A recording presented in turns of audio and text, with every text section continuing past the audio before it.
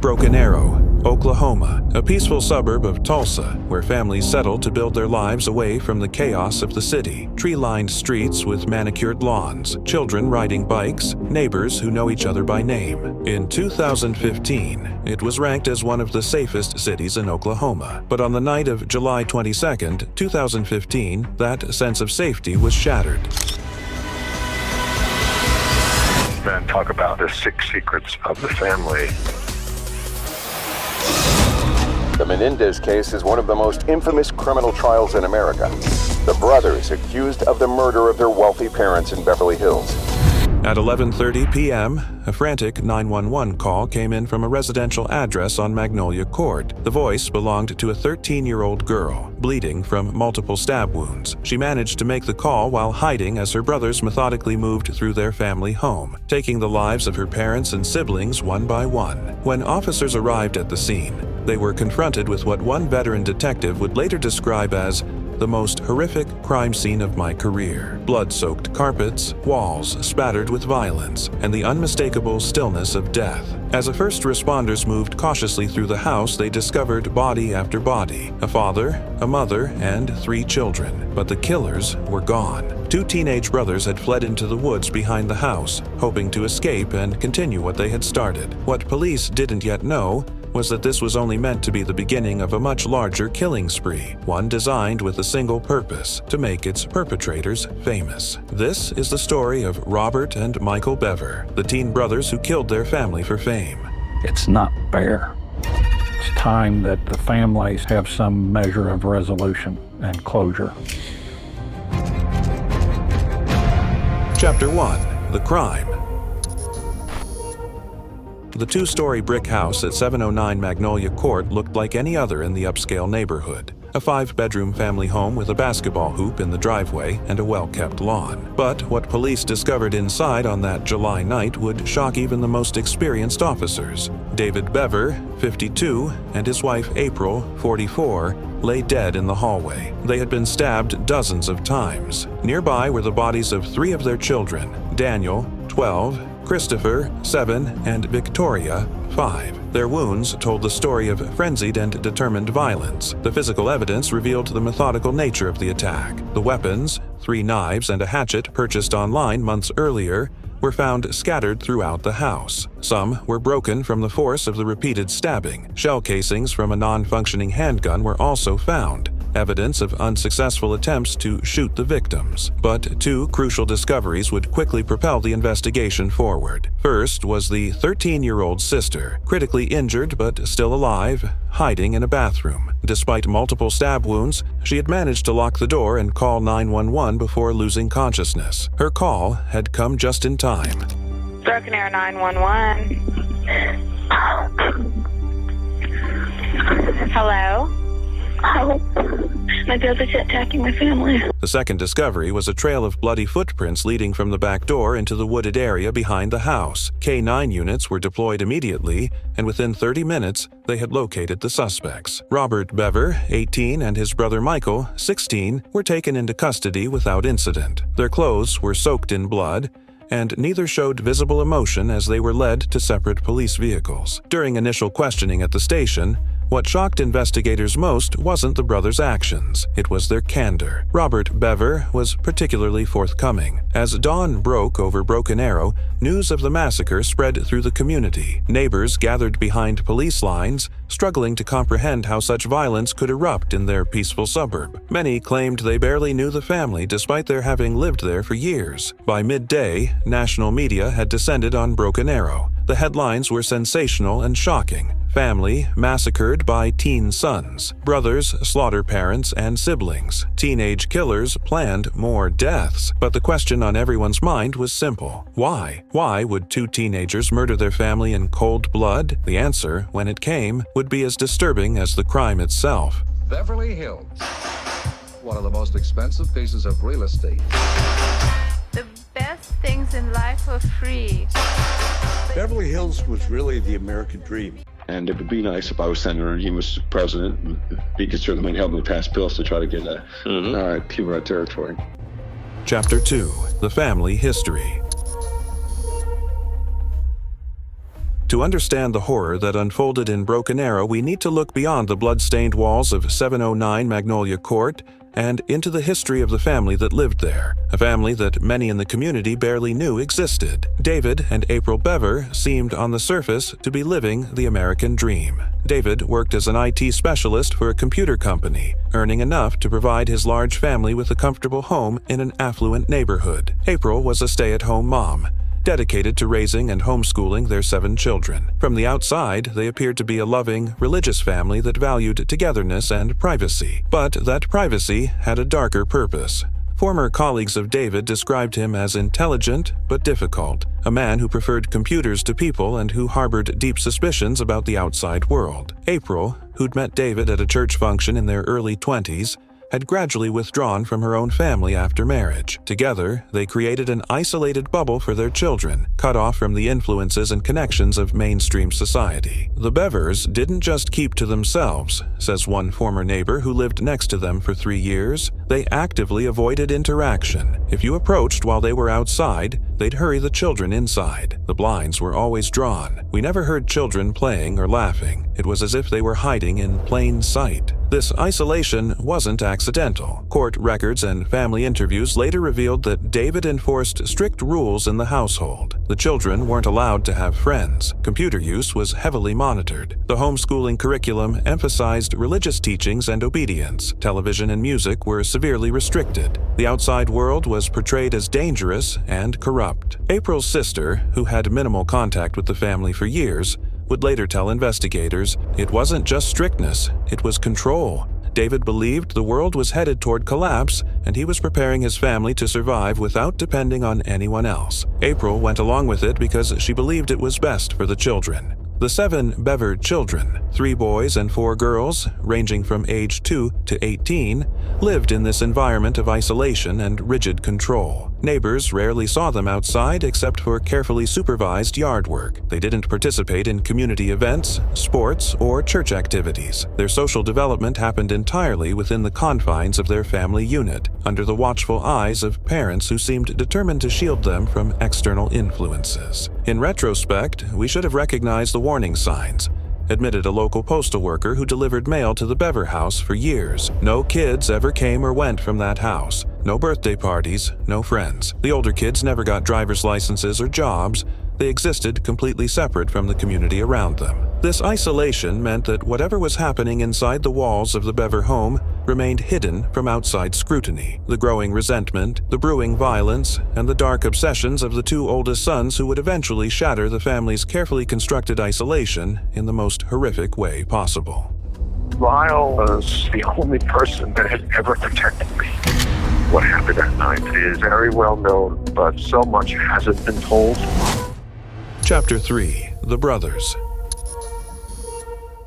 Robert and Michael Bever weren't always planning to be killers. As young children, they displayed the same curiosity and energy as their peers, but growing up in the hermetically sealed environment of the Bever household shaped them in profound and ultimately destructive ways. Robert, the oldest at 18, was described by the few who knew him as quiet and intelligent, but socially awkward. He had a fascination with computers and electronics that his father initially encouraged. He was meticulous and detail-oriented, traits that would later serve his murderous planning. Former homeschool group participants remembered him as the boy who never joined in games, preferring to stand apart, watching others with an unnerving intensity. Michael, 2 years younger, was more volatile. He struggled with reading and writing, issues that went largely unaddressed in the family's homeschooling environment. Where Robert was calculated, Michael was impulsive. Where Robert was quiet, Michael had outbursts of temper, yet he followed his older brother with an almost religious devotion, finding in Robert the guidance and attention his parents failed to provide. They were inseparable,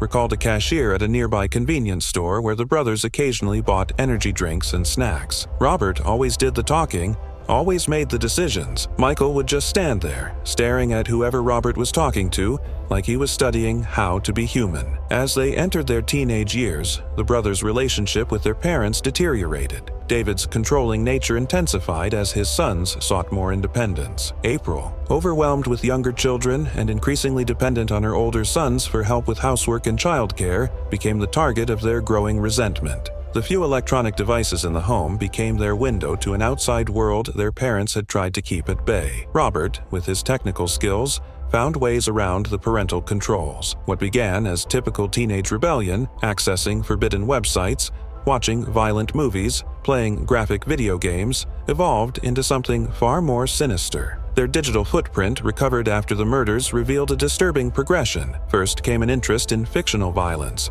movies, games, and books featuring graphic content. Then came true crime, documentaries and articles about real-life killers. Finally, they discovered the dark corners of the internet where mass shooters and murderers were celebrated as anti-heroes by disturbed online communities. What we found on their computers showed a methodical descent, explained the lead digital forensics investigator. They weren't just consuming this content, they were studying it, taking notes, learning from what they perceived as the mistakes of previous killers. They saw these mass murderers as celebrities, people who had escaped ordinary lives to achieve a kind of dark fame. For Robert and Michael, raised in isolation and lacking the social skills to navigate normal teenage relationships, this toxic online world offered something their real life didn't: a path to significance, a way to be seen and remembered in a world that didn't know they existed. Their bedroom walls, once bare, became covered with handwritten notes about famous killers. Their internet searches focused on murder techniques, weapon acquisition, and methods to maximize casualties. They began to see their family not as people, but as the first obstacles to overcome in their quest for notoriety. A psychological assessment conducted after their arrest suggested that their isolation had prevented them from developing normal empathy. Without regular social interaction, without friends or mentors outside the family unit, they had no counterbalance to the dark thoughts developing in their minds. Their entire world consisted of controlling parents, younger siblings who received more attention, and an online community that glorified violence as a path to recognition. By early 2015, the transformation was complete. Robert and Michael Bever no longer saw themselves as anonymous teenagers trapped in a controlling household. In their minds, they were killers in waiting, future celebrities whose names would be remembered alongside the infamous mass murderers they had studied so carefully. They're already going to get the money. They're the sole inheritors. They don't commit this crime for any reason other than something very, very wrong was happening in the family. Chapter 4: The Planning. The plan to murder their family wasn't a spontaneous act of rage. It was a calculated campaign that unfolded over 6 methodical months, documented in chilling detail through journal entries, computer files, and online purchases later recovered by investigators. It began in January 2015, when Robert created a password-protected document on his computer titled Project Freedom. Inside was a manifesto of sorts, part personal grievance, part murderous fantasy, part step-by-step guide to achieving infamy. The opening line read simply, "People will know who we are." The brothers' first challenge was acquiring weapons. Without driver's licenses or independent access to stores, they turned to online shopping. Using a credit card stolen from their father's wallet, they made a series of purchases designed to avoid suspicion. 3 hunting knives ordered from 3 different websites, a tactical hatchet described as a camping tool, body armor disguised as sporting equipment, black clothing that could pass as normal teenage attire if discovered. They were remarkably sophisticated in covering their tracks, noted the detective who traced their purchases. The orders were timed weeks apart. They intercepted packages before their parents could see them. They deleted browser histories and created elaborate cover stories for any questions. There was a level of planning here that would impress military strategists. By March, they had assembled their arsenal and moved to the next phase,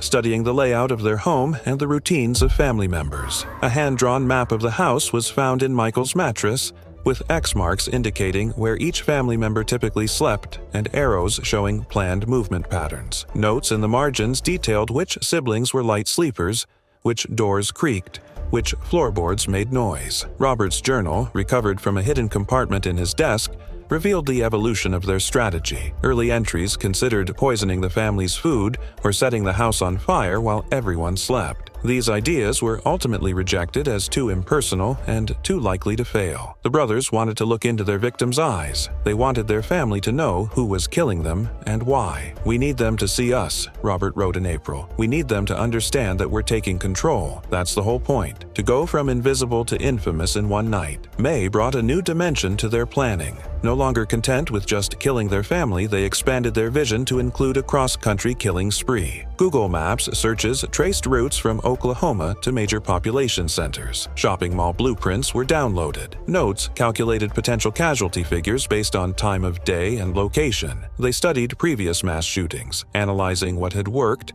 and what hadn't in terms of maximizing media coverage. "The family was just the beginning," explained the FBI profiler assigned to the case after the arrests. "In their minds, killing their parents and siblings would remove the restrictions on their movement and give them access to the family vehicle and credit cards. It would fuel the next phase, a series of public attacks designed to generate maximum publicity." As June turned to July, their preparations accelerated. Practice sessions in the woods behind their house helped them test their weapons. Online videos taught them basic combat techniques. They studied their victims more carefully, noting when their father took sleep medication, when their mother was most distracted by the younger children, which siblings might fight back. The final journal entry, dated July 21, 2015, the day before the murders, contained a simple countdown: 24 hours until everyone knows our names. What makes this planning phase particularly disturbing is how easily it went undetected. In a household with 9 people living in close quarters, 2 teenagers managed to hide weapons, conduct research, and prepare for mass murder without raising sufficient alarm. The family's isolation from the community meant there were no outside eyes to notice the changes in the brothers' behavior, no teachers or friends who might have spotted warning signs. By the time the sun set on July 22nd, every detail had been considered. The weapons were sharpened and hidden in strategic locations throughout the house. The escape route was planned. A list of media outlets to contact after the murders was prepared. Robert and Michael Bever were ready to transform themselves from invisible, isolated teenagers into infamous killers whose names and faces would dominate headlines across the country. All they needed was for their 13-year-old sister to open her bedroom door when they knocked. People who have such small contact with my father saying, "This was the most intimidating, worst human I've met in my whole life." So that's why there was 0 character witnesses on my parents' behalf. Why couldn't you find that one person? Because they don't exist. Chapter 5: The Night of Murder. The evening of July 22, 2015, began like any other in the Bever household. David returned from work around 6 p.m. April prepared dinner for the family. The younger children played quietly, conditioned to maintain the hushed atmosphere that permeated their home. But for Robert and Michael, this ordinary evening was the culmination of months of planning. The night they had designated to launch themselves into infamy. They waited patiently, moving through their normal routines without arousing suspicion. Robert helped with the dishes. Michael watched a movie with his younger siblings. They bid their parents good night and retreated to their shared bedroom. And then they waited longer. By 11 p.m., the house had fallen silent. David had taken his sleep medication and was in a deep slumber beside April. The younger children were asleep in their beds. Only 13-year-old Crystal remained awake, reading by the light of her phone in her bedroom down the hall from her brothers. According to Michael's later confession, it was Robert who gave the signal to begin. They retrieved their weapons from their hiding places and approached their sister's room first. "We needed her out of the way," Michael told detectives. "She was old enough to fight back or call for help, but we knew she would open the door for us." Robert knocked softly on Crystal's door. "Hey, can you come help us with something in the garage?" he asked through the door. It was an unusual request at that hour, but Crystal had no reason to distrust her brothers. When she opened her door, Robert lunged forward, stabbing her multiple times in the stomach and chest. Despite her critical injuries, Crystal managed to push past her attackers and stumble toward her parents' bedroom, screaming for help. Her cries woke David, who rushed into the hallway to confront his sons. Armed with only parental authority against lethal weapons, he stood little chance. Dad tried to stop them, Crystal later told investigators from her hospital bed. He kept asking them why they were doing this. He begged them to stop, but they just kept stabbing him. The autopsy would later reveal that David Bever suffered 28 stab wounds, many of them defensive injuries to his hands and arms. He fought desperately to protect his family, but was overwhelmed by the ferocity and determination of his sons. April, awakened by the commotion, rushed to her husband's aid only to meet the same fate. She died in the hallway beside David, her body positioned in a way that suggested she had tried to shield herself while pleading with her sons. According to the medical examiner, her final moments would have been filled with the unimaginable horror of realizing her own children were taking her life. With their parents eliminated,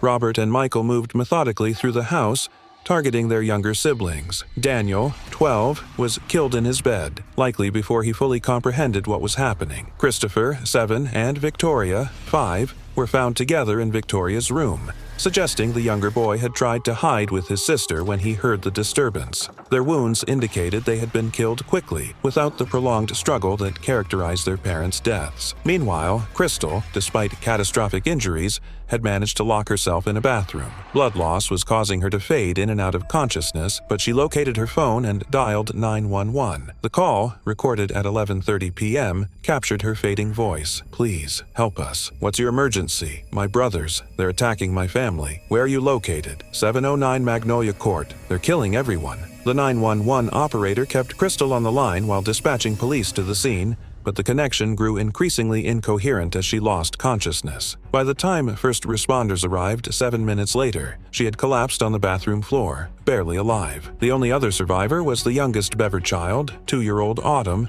who slept through the attack in her crib. When questioned later about why they had spared her, Robert's answer was chillingly pragmatic. She was too young to call the police or identify us. She wouldn't have remembered us or what we did. As sirens approached in the distance, the brothers grabbed backpacks they had pre-packed with supplies for their planned cross-country killing spree. Their intention, as detailed in their planning documents, was to steal the family vehicle and head toward their next target. But they hadn't anticipated Crystal's ability to make that crucial 911 call despite her injuries. Realizing police would arrive before they could access the car, they fled on foot into the wooded area behind their house. Their 6 months of meticulous planning had accounted for almost every variable, except the remarkable will to survive demonstrated by their sister, whose actions would bring their night of violence to a premature end. Yes, please. What's the problem? Someone killed my parents. Pardon me? Someone killed my parents. What? Who? No. Were they shot?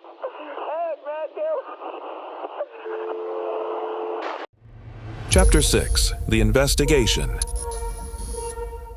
The investigation into the Bever family murders began the moment police secured the blood-soaked house on Magnolia Court, but it would take months to fully unravel the extent of Robert and Michael's planning and their horrifying motivations. Detective Sergeant Jim Norton, the lead investigator assigned to the case, described the initial crime scene as methodical chaos, a contradiction that captured the planned nature of the attack juxtaposed with its brutal execution. There was blood everywhere, Norton recalled. On the walls, the floors, the furniture, but there was also a strange orderliness to it. The weapons had been placed beside each victim. Personal items had been arranged. It didn't feel random or frenzied. It felt performed, like they were following a script. That impression was confirmed when investigators seized the brothers' computers, phones, and notebooks. Digital forensics specialists recovered thousands of files, including deleted documents that detailed every aspect of the planned murders. The evidence painted a picture not of impulsive violence, but of a coldly calculated campaign designed for maximum impact. "We've seen family annihilators before," explained FBI behavioral analyst Dr. Catherine Ramsland,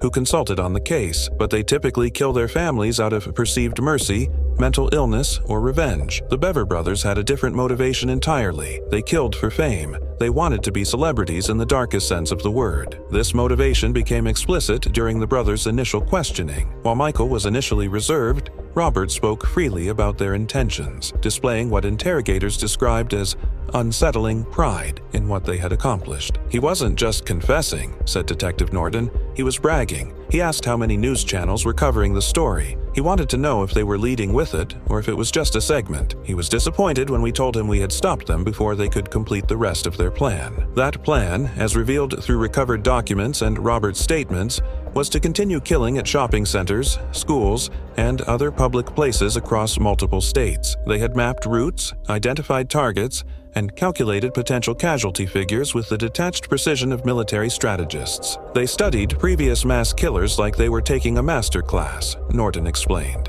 They had spreadsheets comparing body counts, media coverage, and public impact. They had actually ranked mass murderers by fame and were explicitly trying to outdo them. The digital trail showed months of research into infamous killers. Their search history included detailed queries about Columbine, Sandy Hook, and other mass casualty events. They had downloaded manifestos from previous killers and written their own versions. They had even researched how to contact major news networks to announce their crimes. Perhaps most disturbing was the evidence that they had reached out to like-minded individuals online, in encrypted chat forums and on dark websites. They had discussed their plans in veiled terms with others who shared their fascination with violence and notoriety. This wasn't just two isolated kids who snapped, said cybercrimes investigator Marcus Lee. They were part of an online ecosystem that validated and encouraged their darkest impulses. They found communities where mass killers are treated like rock stars, where body counts are scorecards, where infamy is the ultimate achievement. As investigators dug deeper, they uncovered the brothers' journals, which chronicled their psychological evolution from resentful teenagers to aspiring mass murderers. Early entries focused on their frustrations with their parents' strict rules and their feelings of being trapped. Later, these complaints gave way to elaborate fantasies of violence, detailed planning notes, and explicit discussions of the fame they expected to achieve. "We're going to be more famous than anyone can imagine," Robert wrote 3 weeks before the murders. "Everyone who ever ignored us, everyone who ever thought we were nothing, they'll all know our names. We'll be the new standard that other killers measure themselves against." The physical evidence corroborated the planning documents. Receipts confirmed the online purchases of weapons. GPS data from their devices showed reconnaissance trips to potential public targets. Hidden caches of supplies were found in the woods behind their house. Additional weapons, changes of clothes, energy bars, and bottled water for their planned escape. One of the most crucial pieces of evidence came from the surviving sister, Crystal. Once stabilized, she provided investigators with details that matched the physical evidence, but added crucial context about her brother's behavior in the days leading up to the attack. "They were different that week," she told detectives from her hospital bed. "Excited about something, they kept whispering and then going quiet when anyone came near them. The night before, Robert told me I should say goodbye to everyone because nothing would ever be the same. I thought he meant he was running away." The investigation concluded with a 300-page report that left no doubt about the brothers' guilt or their motives. What began as a shocking family massacre had been revealed as something even more disturbing. The first act in a planned performance of violence designed to capture the nation's attention and secure the killer's place in the dark pantheon of infamous murderers. It would now be up to the justice system to determine the consequences for this thwarted bid for notoriety. I was like, let me. How old's Daniel? I think he's 12. Okay. And I was like, let me in, and he let me in. He was sitting there on the phone with the police. I grabbed the phone, Chapter 7: The Legal Proceedings. The legal process began almost immediately after the brothers' arrest, but it would take nearly 3 years for justice to be fully served in the case that had shocked the nation. The first major legal question centered on Michael Bever. At 16, he was technically a juvenile, which raised the issue of whether he should be tried as an adult. Given the severity of the crimes and the extensive evidence of premeditation, prosecutors pushed for adult charges. This wasn't childish impulsivity, argued lead prosecutor Sarah Thompson during the certification hearing. This was calculated, premeditated mass murder. The planning documents show Michael was a full and willing participant, not a child led astray by his older brother. The defense initially tried to argue that Michael had been manipulated by Robert, but their own client's statements undermined this strategy.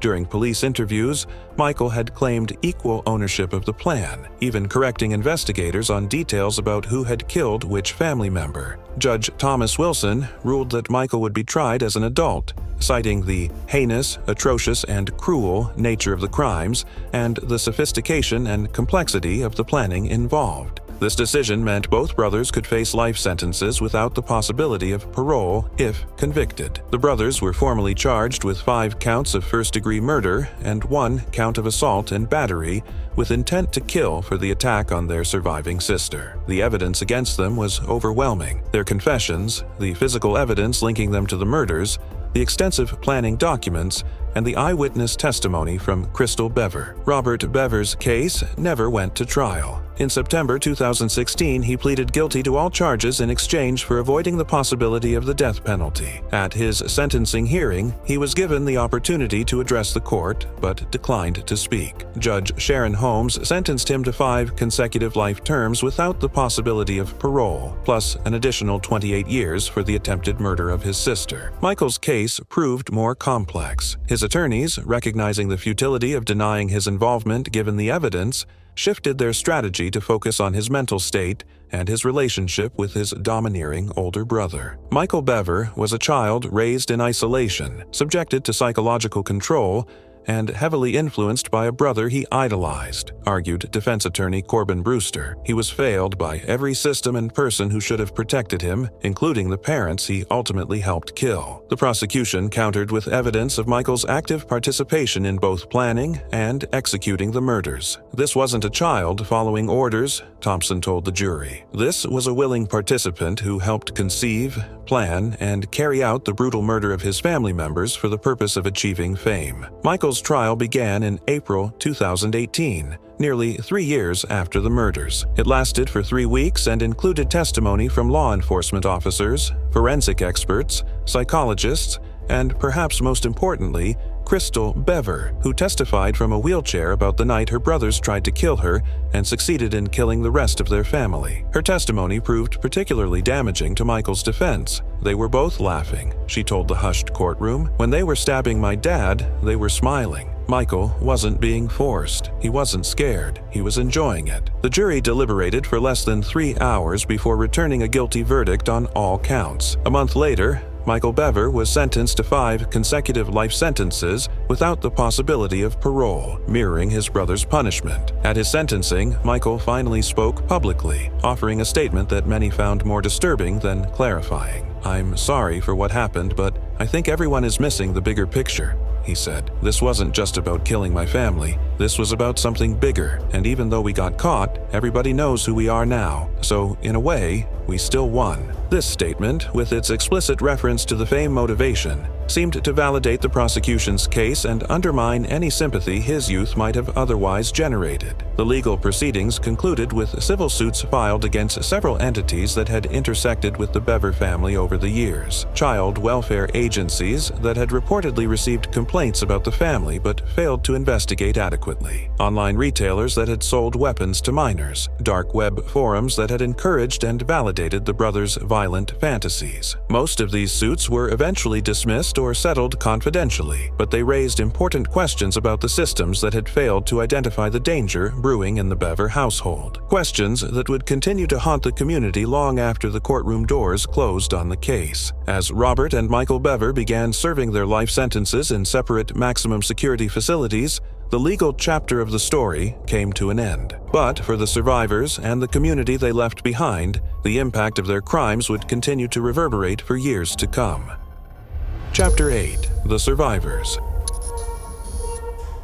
The physical and emotional wounds of that July night would forever change the lives of the 2 surviving Bever children. Crystal Bever, just 13 years old, had suffered multiple stab wounds to her neck, chest, and abdomen. Her survival was described by doctors as nothing short of miraculous. The amount of blood loss she sustained should have been fatal. If the paramedics had arrived even 5 minutes later, we would have lost her. Her will to survive was extraordinary. Crystal spent nearly 3 months in the hospital, undergoing multiple surgeries and extensive physical therapy. But the physical recovery was only the beginning of her journey. The psychological trauma was profound. Nightmares, flashbacks, and severe PTSD required years of specialized therapy. Having witnessed the murder of her family at the hands of her own brothers, created a complex trauma that few could comprehend. The youngest Bever child, 2-year-old Autumn, was physically unharmed but faced an uncertain future. Having lost her parents and 3 siblings in a single night, she was too young to understand what had happened but would someday have to confront the horrific truth about her family. In the aftermath of the murders, a custody battle ensued. Relatives from both David and April's families came forward, each believing they could provide the best home for the surviving sisters. The court eventually placed both girls with maternal relatives, prioritizing their privacy and psychological well-being. Today, their identities are carefully protected. They have been given new surnames and relocated to a different state. According to those close to the case, they've been provided with extensive support systems, including trauma-informed education, specialized counseling, and a network of professionals trained to help children who have experienced extreme violence. For children who survive family annihilation, the journey is incredibly complex. They're mourning their lost family members while simultaneously processing the betrayal by those who should have protected them. Our goal is to help them build resilience without denying their truth. While specific details about their current lives remain private for their protection, court representatives have indicated that both sisters are progressing in their healing journey, though the scars, both physical and emotional, will remain with them forever. Chapter 9. Understanding the Motive.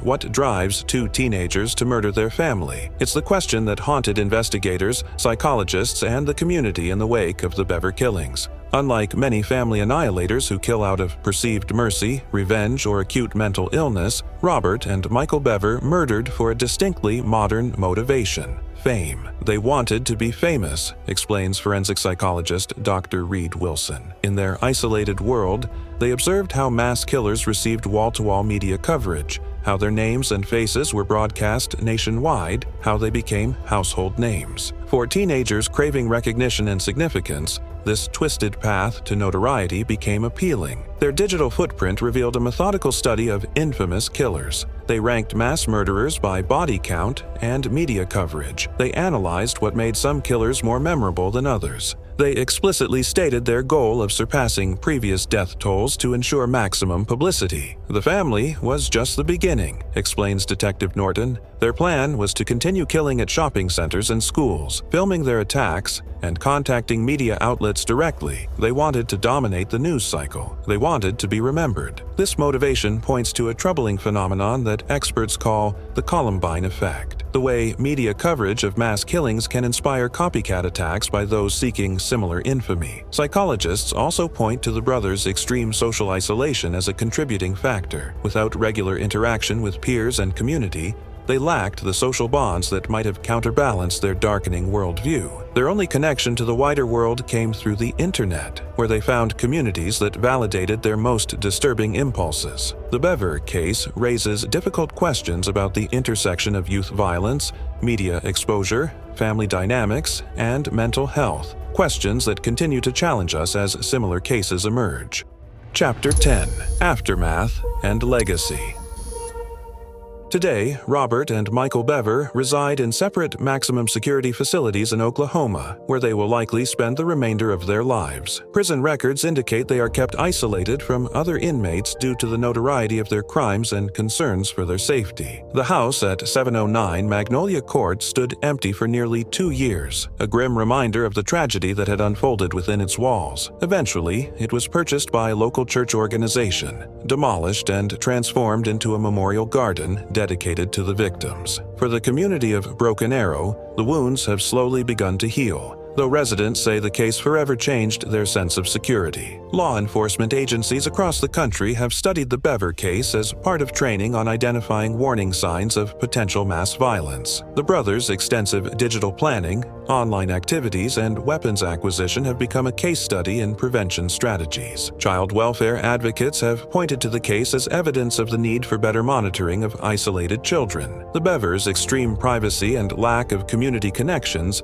meant there were few opportunities for outside intervention, despite retrospective evidence of concerning behavior. Since the Bever murders, similar cases of family annihilation and planned mass violence have continued to emerge, suggesting that the underlying factors that drove the brothers remain unaddressed in American society. The case has also sparked ethical debates within media organizations about how to cover such crimes. Many outlets now have explicit policies limiting the use of perpetrators' names and images, focusing instead on victims and survivors. Perhaps the most important legacy of the case is a heightened awareness of the warning signs of potential violence: social isolation, obsession with previous killers, detailed planning, weapons acquisition, and expressions of desires for fame or recognition through destructive means.